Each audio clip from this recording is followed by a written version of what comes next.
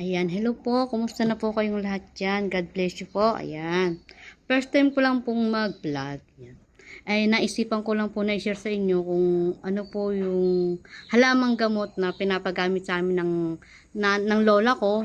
Lalo po nung maliit kami, buhay pa po yung lola ko. Tsaka ngayon naman po yung nanay ko. Na-share ko lang po kasi sa inyo kasi eto po, namamaga po kasi yung aking gilagid, ayan, maga. Lalo na po kahapon, maga-maga po to, ayan. Ngayon po, hindi na masyado kasi meron po akong minumumog.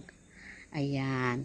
Ito po, samahan niyo po ako na kung ano po yung minumumog ko pag po namamaga ang aking gilagid. Ayan. Tara na po. Based on my experience lang po to sa amin po. Experience po naman namin to. Ito po yung ginagawa namin. Sige po. Halika po kayo, samahan niyo po ako. Tara na.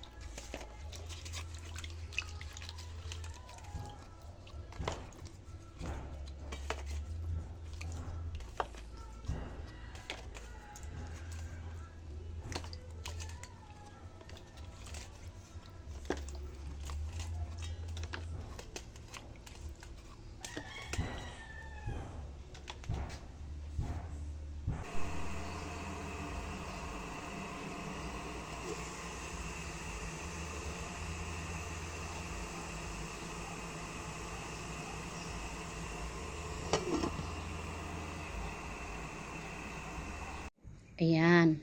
Bali, ano po, minumumog ko po to. Nilalagyan ko po muna ng isang patak, konting patak po ng asin bago ko po ito imumog.